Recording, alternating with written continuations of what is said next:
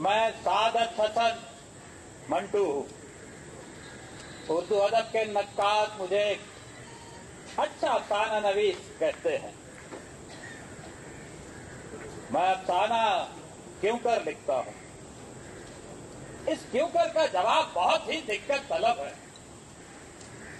हाँ, अगर कोई ये पूछे कि मैं अफसाना किस तरह लिखता हूँ, तो इसका बिल्कुल सीधा सा जवाब है। कुर्सी या सोफे पर इस तरह एकड़ू बैठ जाता हूँ, कागज कलम उठाता हूँ और बिस्मिल्लाह करके शुरू हो जाता हूँ।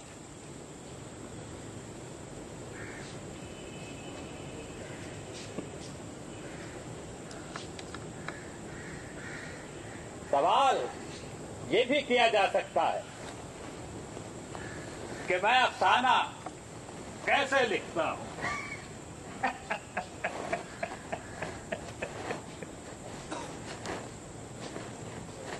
तो मैं अफसाना बिल्कुल वैसे ही लिखता हूँ जैसे खाना खाता, नहाता, सिगरेट पीता या छत मारता हूँ।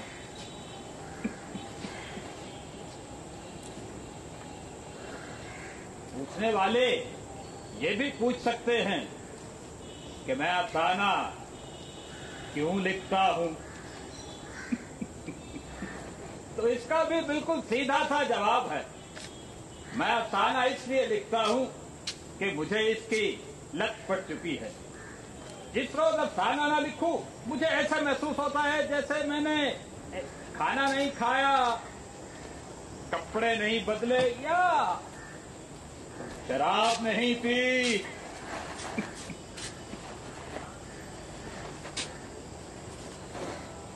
अफसाना दरअसल मेरे दिमाग में नहीं, मेरी जेब में होता है, जिसकी मुझे खबर ही नहीं होती। दिमाग पर जोर डालता हूं, सिगरेट पे सिगरेट फूंकता हूं, लेकिन अफसाना है कि दिमाग से निकलता ही नहीं। बाथरूम में जाकर सोचता हूं, परेशान हो जाता हूं, बल्कि जिद हो जाता हूं।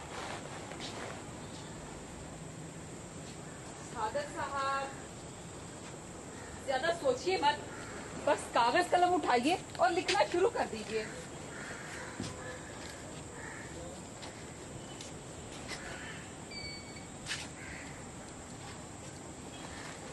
बीवी के कहने पर कागज कलम उठाता हूं और लिखना शुरू कर देता हूं। दिमाग खाली होता है मगर जेब भरी होती है। खुद बहुत कोई न कोई अफसाना उछलकर बाहर आ जाता है। इस लिहाज से मैं खुद को अफसाना नवीस नहीं, एक जेब कुत्तरा तस्वर करता हूं, जो आप अपनी जेब काट कर आपके हवाले कर देता है। मुझ जैसा बदनसीब भी कोई होगा। अरे अरे अरे नुसरत, ध्यान से नुसरत। मुझे अपनी तीनों बच्चियों नुसरत, निघत और सबीहा से बेइंतहा मोहब्बत है, मगर उस रोज मैं फूट फूट कर रोया था जब मेरा इकलौता बेटा आरिफ ये दुनिया छोड़ गया।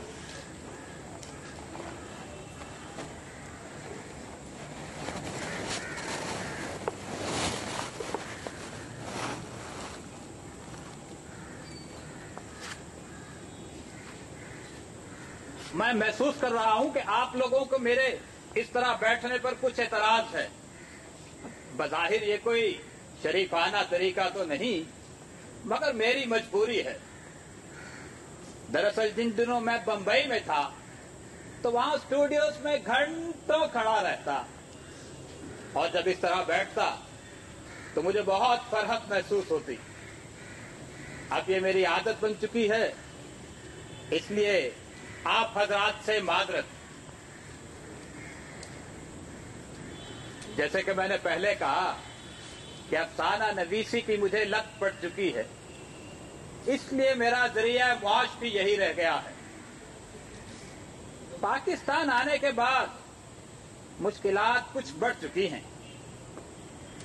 दिन रात मेहनत के बाद इतना कमा पाता हूं जो मेरी जरूरियात के लिए तो काफी है, मगर पसंदाज कुछ नहीं। एक फिक्र जो मुझे दिन रात दीमक की तरह चाट रही है कि अगर आज मैंने आंखें मीच ली तो मेरी बीवी और 3 बच्चियों की देखभाल कौन करेगा। मैं लाख सिंह की रुज्जत पसंद, दहशत पसंद, लतीफाबाद सही,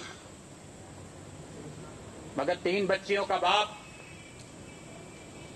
और बीवी का शौहर भी हूं।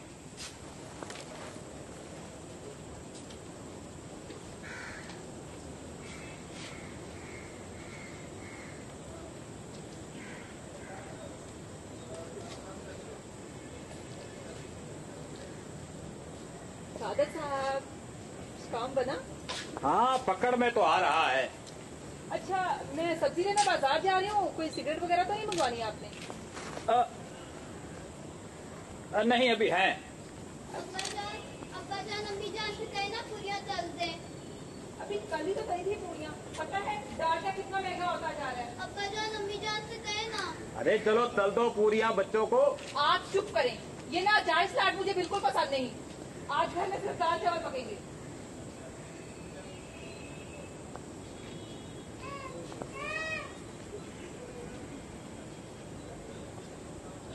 हाँ सादत साहब, मुझे याद आया आपने छापे खाने के लिए दरख्वास्त दी थी, उसका क्या बना? अरे तुम्हें बताना याद ही नहीं रहा। कल एक सरकारी एहलकार का फोन आया था। वो कह रहा था कि छापा खाना तो नहीं, अलबत्ता बर्फ खाने का परमिट हमारे नाम पर जारी हो सकता है। बर्फ खाने का परमिट?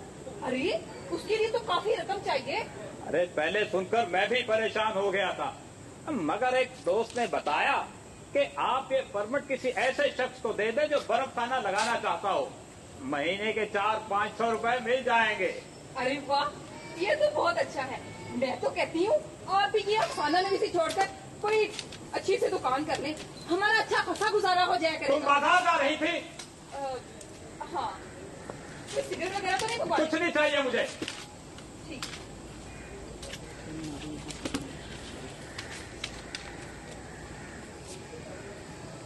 सफिया बेगम की शदीद तरीन ख्वाहिश है कि मैं अफसाना नवीसी छोड़कर बनिया बन जाऊं। सादत हसन मंटू एक बनिया, क्या इस पे भी एक अफसाना ना लिखा जाए?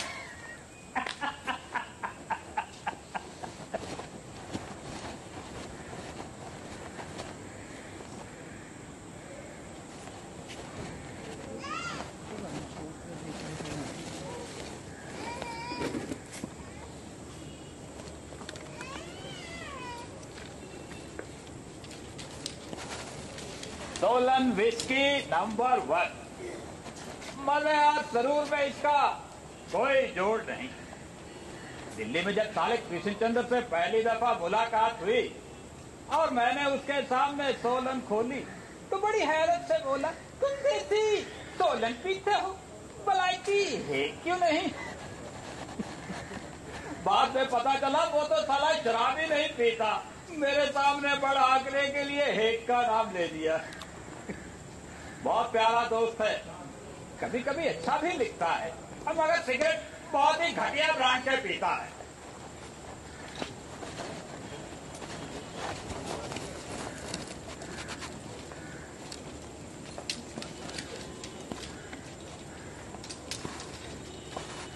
छुप के पीता हूं, डॉक्टर ने धमकी दे रखी है। मंटो साहब शराब छोड़ दे वरना पागल खाने भिजवा दिए जाएंगे। मंटू पागल खाने में।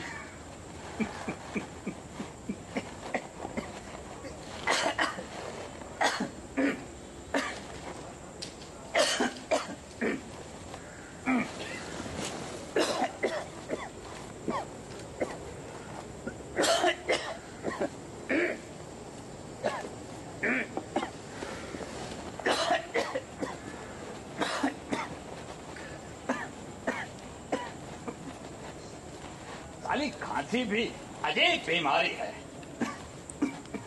दुनिया में किसी भी बीमारी के लिए इतनी दवाइयां इजाद नहीं हुई जितनी खांसी के लिए हुई है।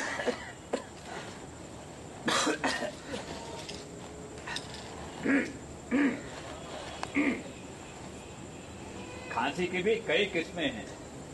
जैसे वक्त वक्त की बात होती है, अब वैसे ही वक्त वक्त की खांसी भी होती है, मगर बेवक्त की खांसी को बहुत ही बेढप माना गया है।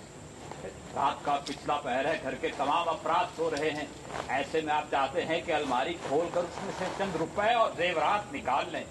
आपका हलक साफ है, गले में खराश नाम को नहीं, फेफड़े भी माशाल्लाह बिल्कुल तंदुरुस्त हैं, लेकिन जैसे ही आपका हाथ अलमारी के पट की तरफ बढ़ेगा, अचानक आपके हलक में से खराश शुरू हो जाएगी।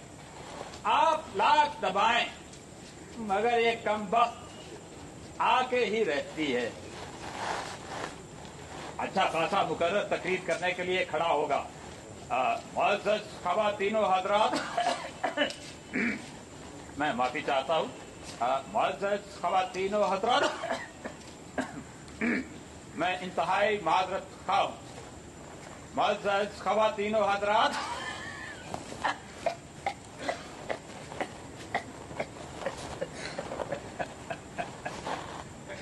तमाम तिब्बी माहिरीन इस बात पर मुत्तफिक हैं कि मुकर्रर साहब अगर खांसी से जाबर हो जाए तो फौरन खुदकुशी कर ले।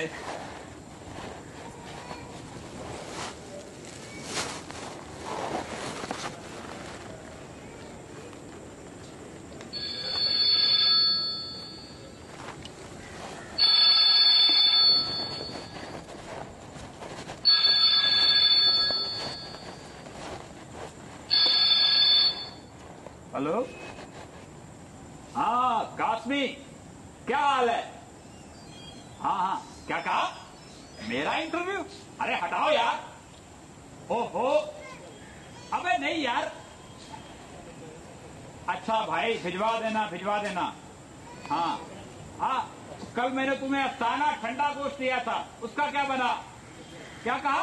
सच?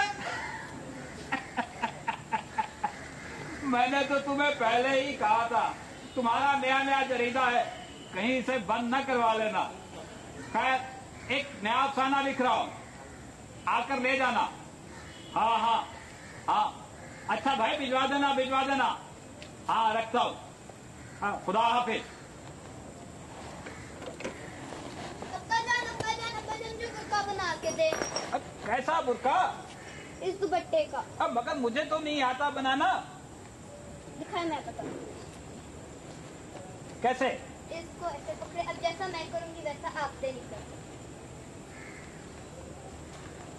अब इसको यहाँ से गिरा लगा। कहाँ से? यहाँ से? हाँ।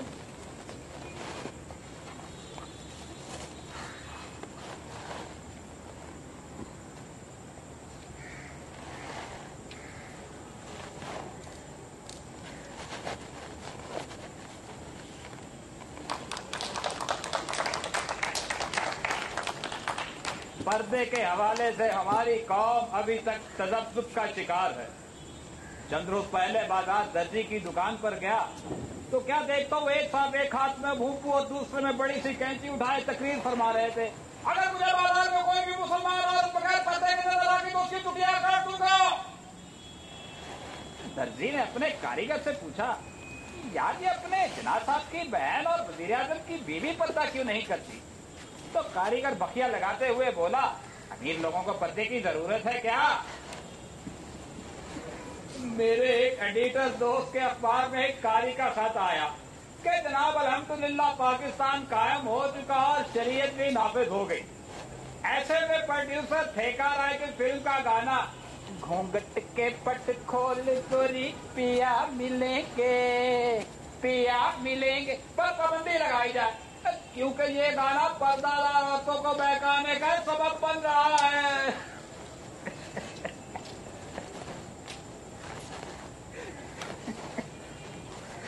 कल एक खबर मैंने अखबार में पढ़ी कि मजिस्ट्रेट साहब ने एक नौजवान को 3 महीने के लिए जेल भिजवा दिया। बेचारे का कसूर ये था कि वो बुर्का पहने मैकलोड रोड पर चहलकदमी कर रहा था। और सबसे मजेदार इश्तहार तो मैंने एक दीवार पर चस्पा देखा। लिखा था बुर्का पहनकर चलने और साइकिल चलाने की तरबियत देने वाला पहला इस्लामी मदरसा। नीचे दर्ज था कि हमें ऐसी खवातीन और देहाती औरतों को जो बुर्का पहनकर चलने और साइकिल जो बुर्का पहनकर चल नहीं सकती उन्हें तरबियत देने के लिए एक इदारा कायम किया है। नीचे एक नोट भी दर्ज था कि दौरान तरबियत बुर्का मुफ्त मुहैया किया जाएगा। अरे मिर्जा साहब डरते हैं क्या?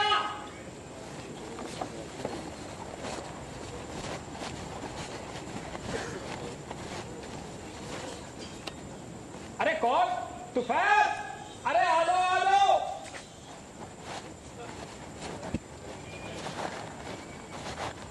बतांगी जा रहा था, सोचा भट्टो साहब से मिलता चलो। अरे तुफैल, तुझे कितनी दफा समझाया है यार, ये लफ्ज मिनटो नहीं 1-2 है। देखो जैसे 1-2 होता है वैसे ही 1-2 है। जो कुछ भी हो हमारे लिए तो आप मित्रों साहब भी हैं। भाई तुम्हें नहीं समझाया जा सकता। अच्छा ये बताएं कुछ लिखा या नहीं? हाँ लिखा तो है मगर वो मैंने कासमी को देने का वादा कर लिया। इसका मतलब है कासमी साहब हाथ मार के क्या मजाक कर रहा था। जनाब नपूश के लिए भी कुछ लिखिए, कापी जाने में चंद दिन ही रह गए हैं बाकी। लिखूंगा भाई लिखूंगा, अगर ना लिखा तो खाऊंगा कहाँ से। खैर तुम ये बताओ कि नकूश का मंटू नंबर कब छाप रहे हो? क्या मतलब? अरे भाई मैं चाहता हूँ कि नकूश का मंटू नंबर निकले। ये आदत कैसी कैसी बातें कर रहे हैं? तुम्हारा क्या मतलब है? मैं नशे में हूँ और छपना दो। आप कीजिए, अगर नंबर छपेगा तो उससे आपका कोई तलक नहीं होगा। तुम मेरी काबिलियत पर शक कर रहे हो? ये मामला काबिलियत से ज्यादा जिम्मेदारी का है। जी नहीं, ये मामला जिम्मेदारी से ज्यादा काबिलियत का है। फिर आप ऐसा कीजिए, एक मजमुआ खुद ही मुरतब कीजिए और उसको छपवा लीजिए। चलो भाई तुम जीते मैं हारा। अच्छी बात है, मान के वरना बुलाने के मेरे पास सही तरीके से। चल कहाँ दिए भाई? जरूरी काम है, वापसी पे चक्कर लगाऊंगा। अच्छा वापसी में चाय पी के जाना। ठीक है, खुदा हाफिज। खुदा हाफिज।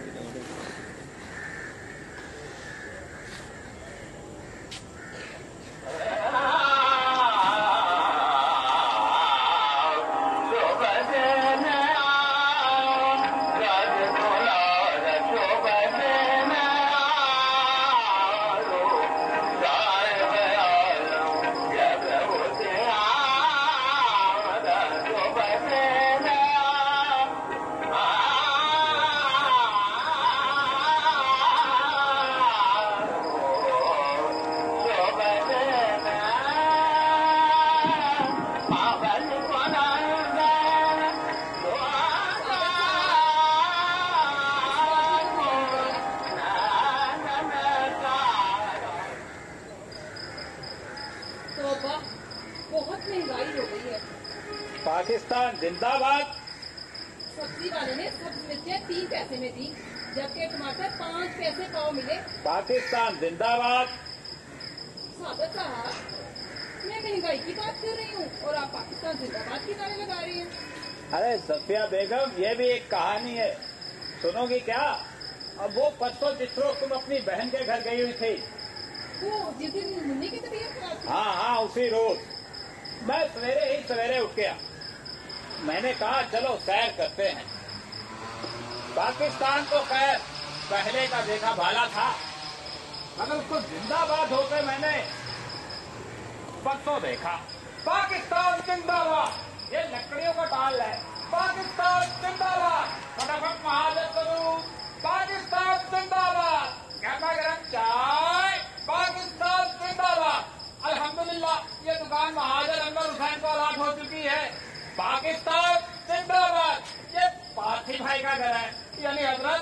भी कहीं अपने नाम पर अलाट मत करवा लीजिएगा। चलते चलते मैं हलवाई की दुकान पर पहुंचा।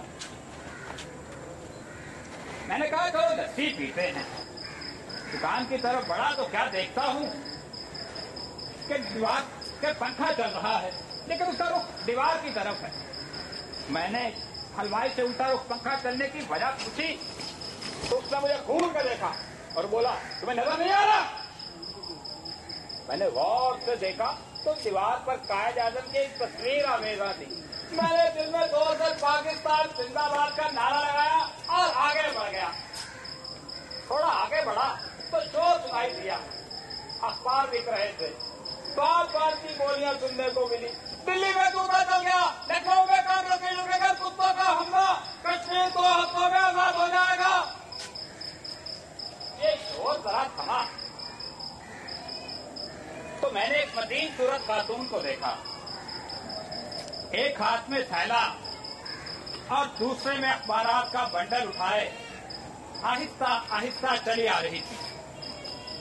मैंने पूछा, आप अखबार बेचती हैं?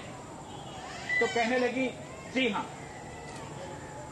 मैंने उससे एक अखबार खरीदा और उसकी इज्जत दिल में लिए आगे बढ़ गया। थोड़ी दूर जाकर मैंने अखबार खोला तो उसके पहले सफे पर एक नीम ओरिया एक्सप्रेस की तस्वीर थी और नीचे लिखा था, हमारी फिल्म इंडस्ट्री किस डगर पर चल रही है इसका अंदाजा आपको ऊपर की तस्वीर से हो गया होगा। मैंने अखबार को फुटपाथ पर दे मारा। साले दोगले।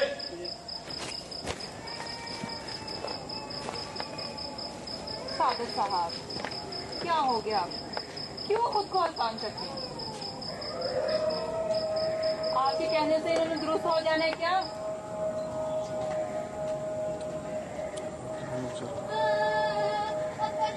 निकल तो मेरा बुता खराब कर दिया। ओहो, निकल बहुत शरारती हो गई है। अब कैसे बनाया था? इसको पकड़े। अब जैसा मैं करूँगी वैसा आपसे नहीं करता। इसको अब यहाँ तक गिरा लगा दो।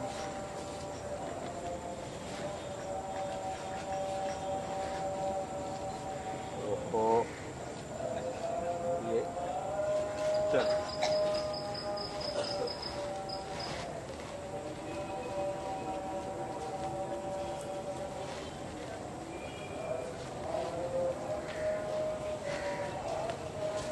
अरे सफिया बेगम, कहाँ खो गई? सादत साहब, आपको मुंबई के दोस्त याद है?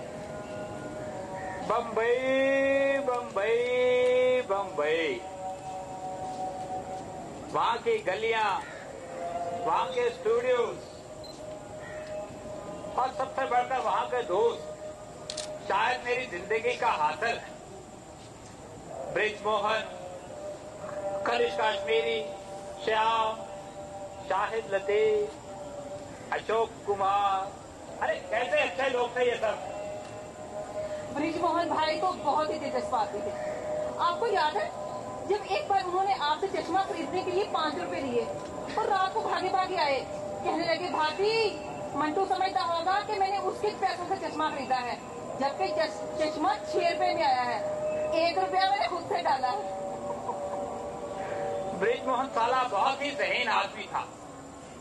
वो जो चाहता बन सकता था। अच्छा फोटोग्राफर, अच्छा डायरेक्टर, मगर अफसोस उसमें कुछ बनना ही ना चाहा। एक बार जब आपने उसे किसी काम पर लगवाया तो भागे भागे मेरे पास आए, कहने लगे, भाभी मंटू मेरी आजादी सड़क करना चाहता है। और आपको बहुत ही गालियां दी। उस खबीज के साथ जिंदगी के सुनहरे दिन गुजरे हैं। सोचता हूँ अपनी किसी किताब का इंतसाब उसके नाम पे करूँ। सादत साहब, ये तो हकीकत है कि दोस्त हमेशा से ही आपकी कमजोरी रहे हैं, लेकिन जब से आप पाकिस्तान आए हैं ढूंढ ढूंढ कर शराबियों से दोस्ती कर रहे हैं। ऐसा लगता है जैसे इन्होंने पीने के साथ शायद कुछ किया ही नहीं। तुम ऐसे ही बात करती हो, ऐसी कोई भी बात नहीं, सब अच्छे हैं। बड़बड़ करती है। देखिए। अम्मी जान, मैं जुलूस आ रहा है, मैं छत पर से देखने जा रही हूँ। ध्यान से बेटा, गिरना नहीं, ध्यान से।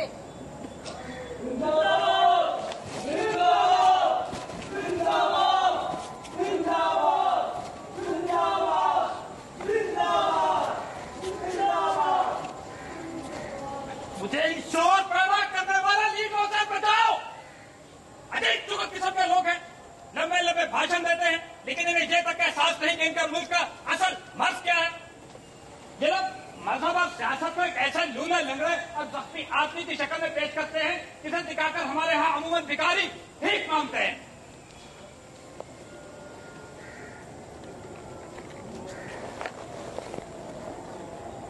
इन लोगों ने अपनी बगल में एक संदूक सी दबा रखी है जिसमें लोगों की जेबें कुतरकर रुपया जमा करते हैं। चंदों से ये पेट पालते हैं, मुस्तार अशिया लेकर जीते हैं, खैरात के मकानों में रहते हैं। ये सारा लीडर भाई खटपल है, खटपल तो मतलब कि चूल्हों में घुसे हुए हैं। इन पर गर्म पानी डालो, देखो कैसे बाहर निकलते हैं। अपने घर का निजाम दुरुस्त नहीं कर सकते और आए हैं हमें इखलाकियात का दर्स देने। कितनी मजा का खेल बात है ये। छोड़िए सादत साहब, आपके कहने से इन्होंने दुरुस्त हो जाने, क्यों खुद को हकान करती हैं? अम्मी जान, भूख लगी है, खाना कब बनाएंगी? बेटा आपके अब्बा के साथ में बातों में लग गई। चलो ये चीजें पकड़ो, आओ मैं तुम्हें खाना बना। हाँ जी सादत साहब, आपका खाना कितना रह गया? बस इख्तितामी फतूर हैं। चले मिलकर खाना खाते हैं। हाँ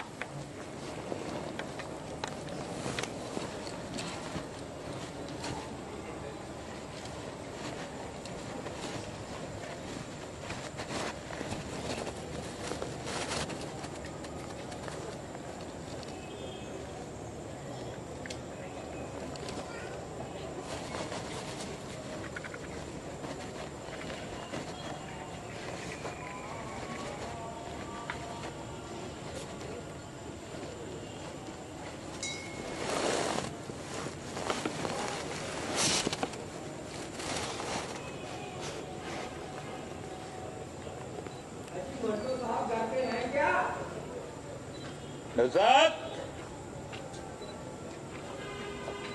नुज़ात। जी अब्बा जान। देखो बेटा बाहर कोई आया है।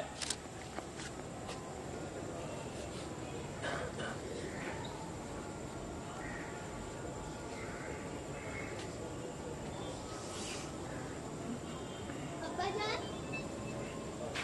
बाहर एक अंकल आए हैं, कह रहे हैं आपका इंटरव्यू करना है। अरे हाँ, कासमी ने भेजा होगा। हाँ बुलवा लो उन्हें।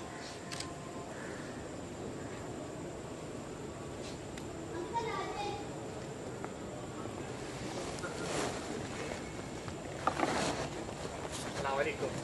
वालेकुम अस्सलाम। तशरीफ रखिए।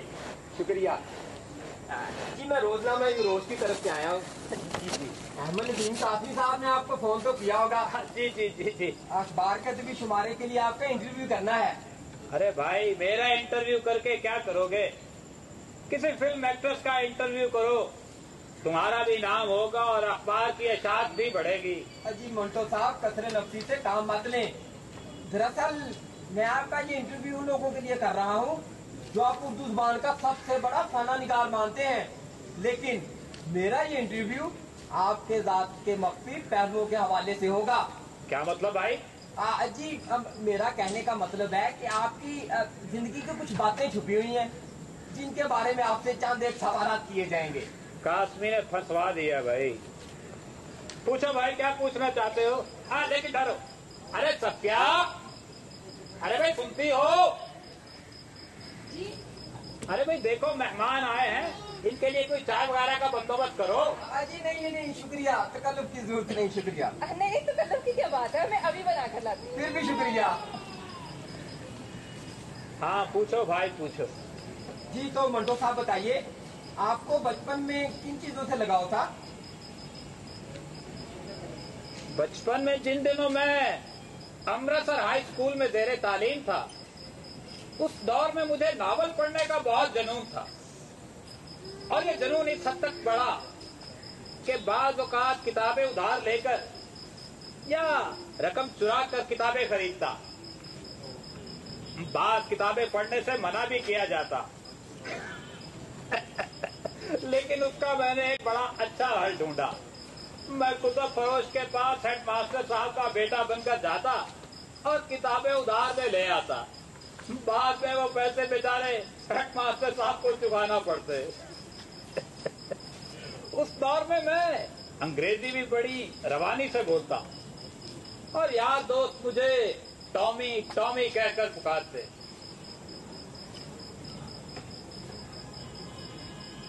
सुना है आपने मैट्रिक में कई साल लगाए। मैट्रिक में मैं 3 दफा फेल हुआ।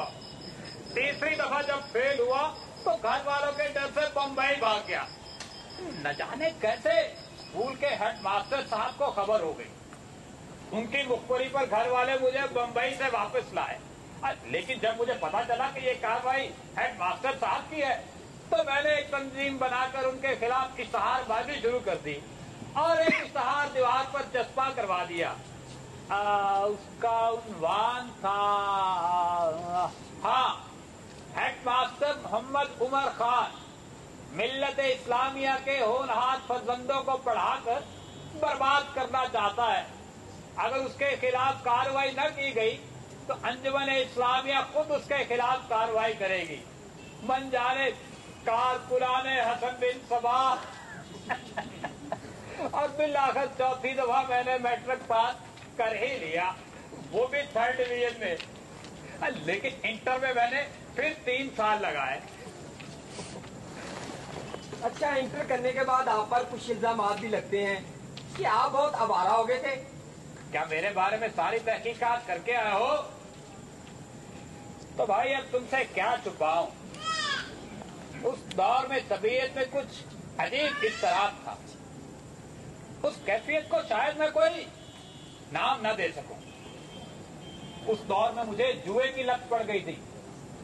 पहले तो खेल समझ में ना आया, लेकिन जब समझ में आया तो फिर इसी का हो लिया।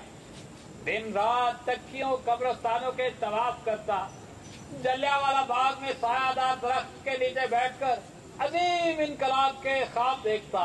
ऐसा इनकलाब जो जिससे अंग्रेज हिंदुस्तान से बाहर निकल जाए।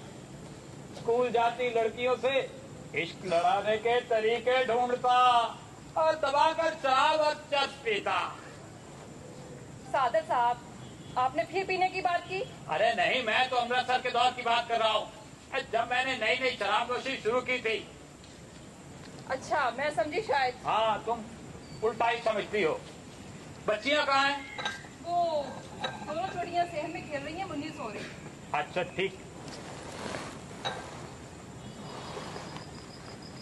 मंटो साहब, इतनी आवारगी के बाद आपको अदब की तरफ राग़िब करने वाला कौन था? जीजे का होटल। जी क्या मतलब? अमृतसर में दरअसल एक जीजे का होटल था जो हम सब आवारा मंच लोगों की आखिरी पनाहगाह थी। यही मेरी मुलाकात बारी अलीक से हुई। बारी साहब उन दिनों अखबार मसावात निकालते थे। न जाने कैसे उन्होंने मेरे अंदर के अखबार नवीस को ढूंढ लिया और मेरा वो वक्त जो जुए में सर्फ होता था वो मसावात में कटने लगा। अगर मैं ये कहूं कि आज मैं जो कुछ भी हूं इसमें बड़ा हाथ बारी साहब का है तो बजाव होगा, वरना मैं कहीं बेनाम हैसियत में मर चुका होता या चोरी डकैती के इल्जाम में कोई लंबी कैद काट रहा होता और आज तुम मेरा नहीं किसी और का इंटरव्यू कर रहे होते। आपके अफसानों काली शलवार और बू पर बहुत ज्यादा तनकीद हुई। आपको कई मुकदमात का सामना भी करना पड़ा, बल्कि बाद अपराध ने तो आप पर रकीब जुमले भी कसे। बहुत अफसोस से कहना पड़ता है कि वो तहरीर जो इंसानों को बताती है कि वो हैवान बनकर भी इंसानियत के दर्जे पर कायम है, उसे पोश कहा जाता है।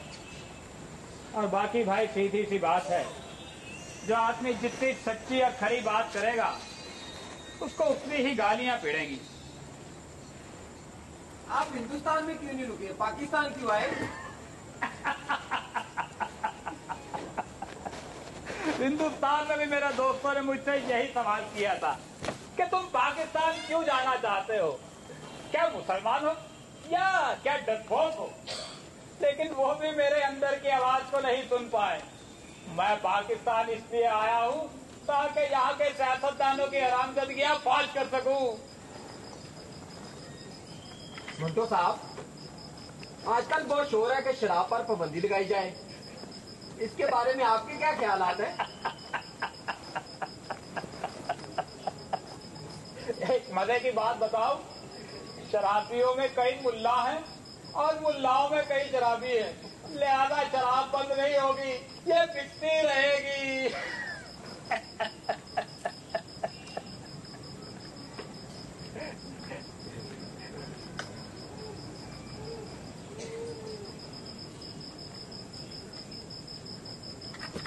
मंटो साहब, क्या आप खुद को एक अच्छा अदीब समझते हैं? नहीं, मैं खुद को अदीब नहीं समझता। मैं एक ऐसी शिकस्ता दीवार हूं जिस पर से प्लस्तर उखड़कर जमीन पर मुख्तलिफ शक्लें बनाता है। क्या आप अपनी जिंदगी से मुतमईन हैं? नहीं, मुझे इत्मीनान नहीं। मैं अपने अंदर एक कमी सी महसूस करता हूं। वो कमी क्या है, इसकी मुझे आज तक समझ नहीं आ सकी। लेकिन जिस रोज मुझे अपनी उस कमी का पता चल गया, उस रोज मौत को बुलाने में पसोपेश से काम नहीं लूंगा। मंटो साहब, अफसाने के लिए मुशाहिदे और कहानी का होना कितना जरूरी है? मेरे हर अफसाने का आखिरी जुमला उस कहानी का मुशाहिदा होता है। कभी कभी कहानी मिल जाती है, मगर वो आखिरी जुमला नहीं मिलता। तो ऐसे में मैं मुशाहिदे की तलाश में निकल पड़ता हूं। इसलिए कहा जा सकता है कि अच्छे अफसाने के लिए कहानी और मुशाहिदा दोनों का होना बहुत जरूरी है। आपके अफसानों में तवाइफ का बहुत जिक्र है, क्यों? देखो भाई, तवाइफ का जिक्र अगर फोश है तो उसका वजूद भी फोश है। तवाइफ का पेशा अगर ममनू है तो उसका नाम भी ममनू है। तवाइफ दरअसल एक ऐसा जनाजा है जिसे समाज ने अपने कांधों पर उठा रखा है। वो जब तक इसे दफनाता नहीं, तवाइफ का जिक्र तो होता ही रहेगा। एक आखिरी सवाल, मंटो बतौर इंसान कैसा है?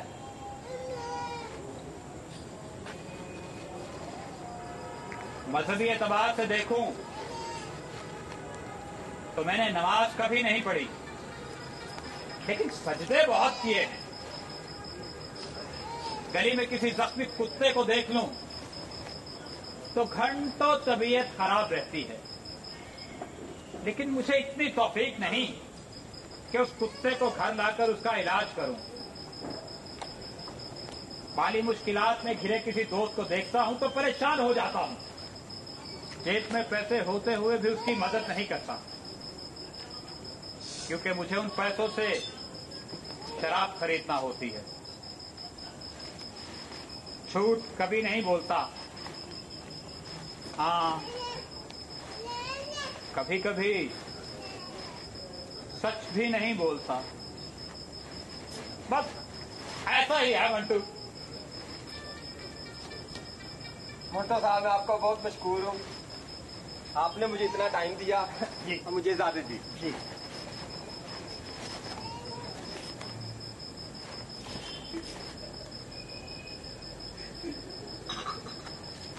शुक्रिया। खुदा हाफिज। कैसी पुरानी बातें याद करवा गया।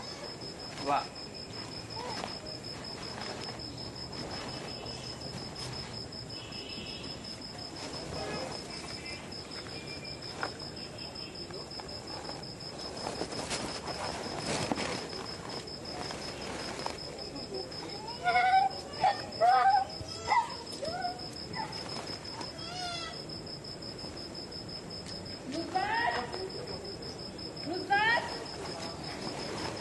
सादत साहब, अभी बाहर गई थी, देखो।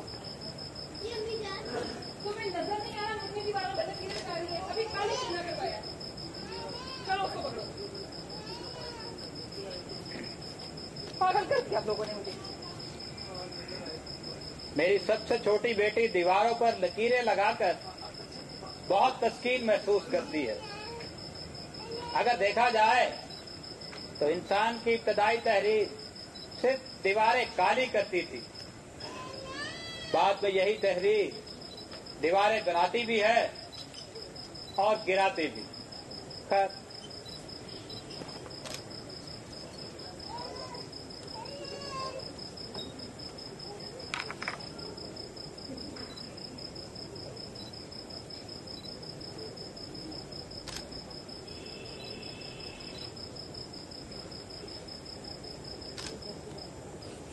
और डॉक्टर पसीने में शराबूर हो गया।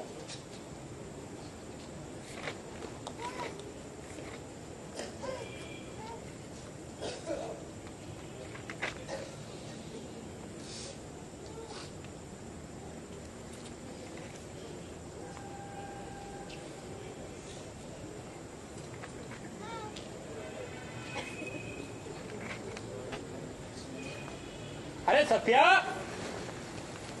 अरे सत्या, क्या हुआ? अरे देखो, ऐसे ही कागज कलम लेकर बैठा था, कितना अच्छा खाना हुआ है। अच्छा पहले सुनो। पहले खाना खा ले। अरे नहीं, पहले सुनो। खाना खा के फिर नहीं, सुनो ना।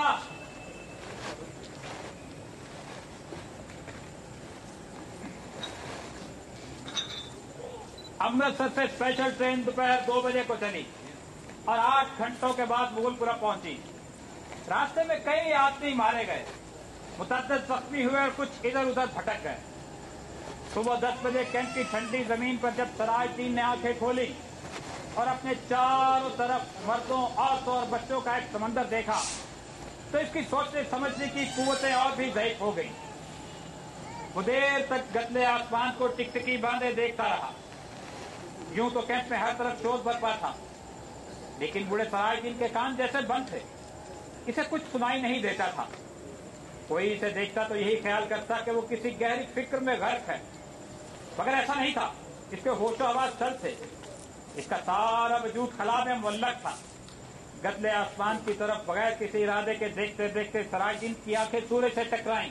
तेज रोशनी इसके वजूद के रगो रेशे में उतर गई और वो जाग उठा। ऊपर तले इसके दिमाग में कई तस्वीरें दौड़ गईं।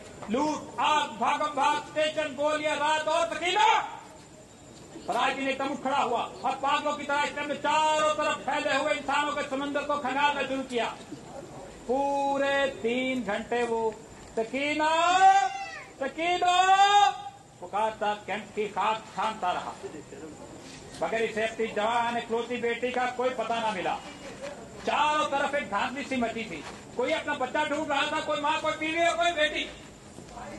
सरायदीन थक हार कर एक तरफ बैठ गया और हाथ प्लेट पर जोर देकर सोचने लगा कि सकीना इससे कब और कहाँ जुदा हो।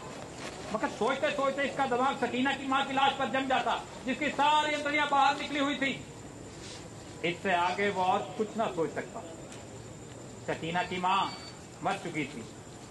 उसने सरायदीन की आंखों के सामने दम तोड़ा था, लेकिन सकीना कहाँ थी जिसके मुतल्लिक इसकी माँ ने मरते हुए कहा था, मुझे छोड़ो, इसे लेकर भागो। सकीना को दुपट्टा गिर पड़ा था। इसने उठाने के लिए रुकना चाहा, मगर सकीना चिल्लाकर कहा था, अपराधी छोड़िए, लेकिन उसने दुपट्टा उठा लिया था। ये सोचते सोचते इसने अपनी कोट की उभरी हुई जेब की तरफ देखा और उसमें हाथ डालकर एक कपड़ा निकाला। सकीना का वही दुपट्टा था, लेकिन सकीना कहाँ थी? सरायदीन ने अपने थके हुए दिमाग पर बहुत जोर दिया, मगर वो किसी नतीजे पर ना पहुंच सका। क्या वो सकीना को अपने साथ स्टेशन तक ले आया था? क्या वो इसके साथ ही गाड़ी में सवार थी? रास्ते में जब गाड़ी रोकी गई थी और बलवाई अंदर घुस आए थे, तो क्या वो बेहोश हो गया था? वो सकीना को उठाकर ले गए? सरायदीन के दिमाग में सवाल ही सवाल थे, मगर जवाब कोई नहीं था। इसको हमदर्दी की जरूरत थी, मगर चारों तरफ जितने भी इंसान फैले हुए थे, सबको हमदर्दी की जरूरत थी। सरायदीन ने रोना चाहा, मगर आंखों ने इसकी मदद न की। आंसू जाने कहाँ गायब हो गए थे। शेर उस बात होशो हवास किसी कदर दुरुस्त हुए तो सराजुद्दीन इन लोगों से मिला जो इसकी मदद करने के लिए तैयार थे। 8 नौजवान थे जिनके पास लारी थी, बंदूकें थी। सराजुद्दीन ने इन्हें लाख लाख दुआएं दी और सकीना का हुलिया बताया। गोरा रंग है, बहुत खूबसूरत है, मुझ पर नहीं अपनी माँ पर गई है। उम्र 17 बरस के करीब है, मेरी इकलौती बेटी है, ढूंढ लाओ, खुदा तुम्हारा भला करे। रजाकार नौजवानों ने बड़े जज्बे के साथ बड़े सराजुद्दीन को यकीन दिलाया कि अगर इसकी बेटी जिंदा हुई तो चंद ही दिनों में इसके पास होगी। 8 नौजवानों ने कोशिश की, वो अमृतसर गए, कई औरतों, कई मर्दों, कई औरतों को निकाल निकाल कर इन्हें महफूज मुकाम पर पहुंचाया। 10 रोज गुजर गए मगर उन्हें सकीना कहीं ना मिली। एक रोज वो इसी खिदमत के लिए लारी पर अमृतसर जा रहे थे कि सड़क पर उन्हें एक लड़की दिखाई दी। लारी की आवाज सुनकर वो दिखी और भागना शुरू कर दिया। रजाकारों ने मोटर रोकी और सबके सब इसके पीछे भागे। एक खेत में उन्होंने लड़की को पकड़ लिया। देखा तो बहुत खूबसूरत थी, दाने गाल पर मोटा तेल था। एक लड़के ने इससे कहा, घबराओ नहीं, क्या तुम्हारा नाम सकीना है? लड़की का रंग और भी जर्द हो गया। इसने कोई जवाब न दिया, लेकिन जब तमाम लड़कों ने इसे दम दिलासा दिया तो इसकी वहशत दूर हुई और इसने मान लिया कि वो सराजुद्दीन की बेटी सकीना है। 8 रजाकार नौजवानों ने हर तरह से सकीना की दिलजोई की, इसे खाना खिलाया, दूध पिलाया और लारी में बिठा दिया। एक ने इसे अपना कोट उतार के दे दिया क्योंकि वो दुपट्टा न होने के बायस बहुत उलझन महसूस कर रही थी और बार बार बाहों से अपने सीने को ढांकने की नाकाम कोशिश में मसरूफ थी। कई दिन गुजर गए, सराजुद्दीन को सकीना की कोई खबर न मिली। वो दिन भर मुख्तलिफ कैंप को और दफ्तरों के चक्कर काटता, लेकिन कहीं से भी उसे अपनी बेटी का पता न चला।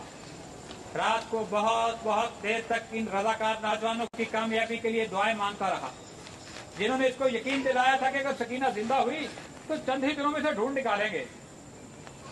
एक रोज सराजुद्दीन ने इन रजाकार नौजवानों को कैंप में देखा। लारी में बैठे थे। सराजुद्दीन भागा भागा इनके पास गया। लारी चलने ही वाली थी कि इसने पूछा, बेटा मेरी सकीना का कुछ पता चला? सबने यकजुबान होकर कहा, चल जाएगा, चल जाएगा, और लारी चला दी। सराजुद्दीन ने एक बार फिर इन नौजवानों की कामयाबी के लिए दुआ मांगी और इसका जी किसी कदर हल्का हो गया। शाम के करीब जहां सराजुद्दीन बैठा था, इसके पास कुछ गड़बड़ सी हुई। 4 आदमी कुछ उठा कर ला रहे थे। इसने दरियाफ्त किया तो मालूम हुआ एक लड़की रेलवे लाइन के पास बेहोश पड़ी थी, वो इसे उठा कर लाए हैं। सराजुद्दीन इनके पीछे हो लिया। लोगों ने लड़की को अस्पताल वालों के सुपुर्द किया और चले गए। कुछ देर वो ऐसे ही अस्पताल के बाहर गड़े लकड़ी के खंबे के साथ लगकर खड़ा रहा। फिर आहिस्ता आहिस्ता अंदर कमरे में चला गया। कमरे में कोई भी नहीं था। एक स्ट्रेचर था जिस पर एक लाश पड़ी थी। सराजुद्दीन छोटे छोटे कदम उठाता इसकी तरफ बढ़ा। कमरे में दफातन रोशनी हुई। सराजुद्दीन ने लाश के दर्द चेहरे पर चमकता हुआ तिल देखा और चिल्लाए, सकीना! जिस डॉक्टर ने कमरे में रोशनी की थी, सराजुद्दीन से पूछा, क्या है? सराजुद्दीन के हल्क से सिर्फ इसी कदर निकल सका, जी मैं इसका बाप हूँ। डॉक्टर ने स्ट्रेचर पर पड़ी हुई लाश की तरफ देखा और इसकी नब्ज टटोली और सराजुद्दीन से कहा, खिड़की खोलो। सकीना के मुर्दा जिस्म में जुम्बश पैदा हुई और बेजान हाथों से इसने हजारबंद खोला और तलवार नीचे सरका दी। बूढ़ा सराजुद्दीन खुशी से चिल्लाया, जिंदा है, मेरी बेटी जिंदा है। और डॉक्टर सर से पैर तक पसीने में गर्क हो गया। कैसा है?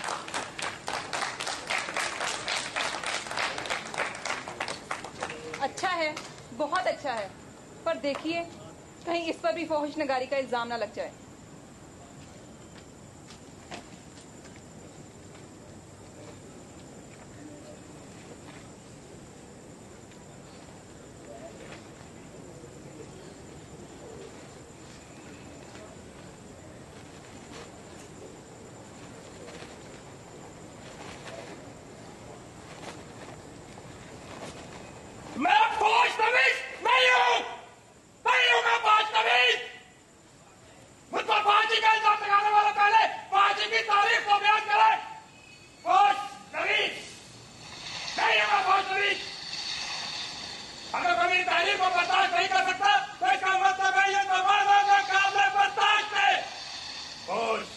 नबीस,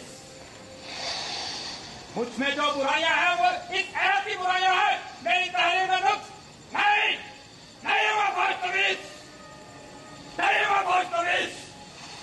कोई भी है तो फौज नहीं होता, मैं भी फौज नबीस नहीं हूं। अफसाना नवीसी मेरा पेशा है और इसके तमाम इसरार और रूस को बखूबी जानता हूं।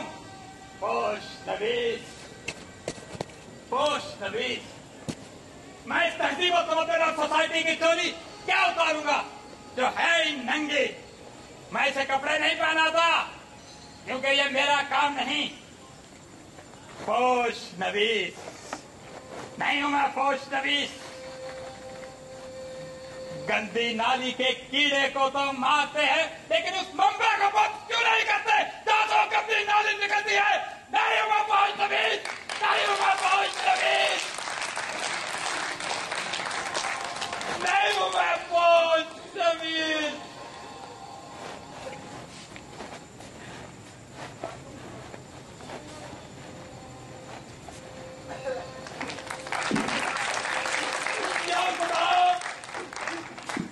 तो इस मंटू को उठा ले जो खुशबू को छोड़कर बदबू की तरफ भागता है, जो रोशनी में आके नहीं खोलता लेकिन अंधेरों में ठोकरें खाता है, जो इंसान का नंग देखता है, कड़वाहट पर ध्यान देता है। मेरे मौला तो ऐसे ही शख्स को उठा दे मेरे बाल।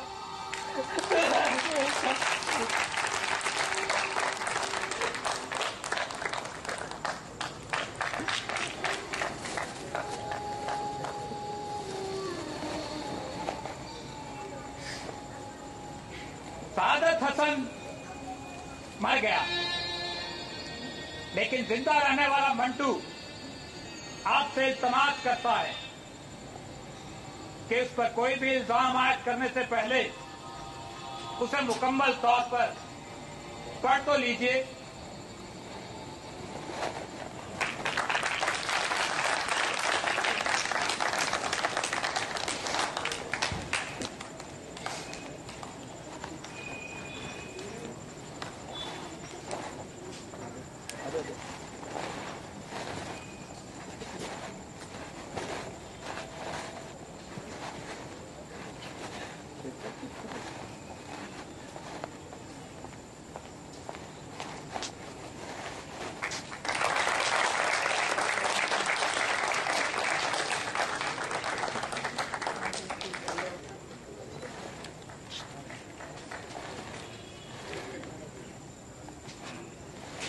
आप तमाम हजरात की तशरीफ आवरी का बहुत बहुत शुक्रिया। मैं अपने साथियादार का तारुफ करवा दूं। मोहम्मद अदील, राहील असगर, दुआ फातिमा, रिफत अवान और अफजाल नबी।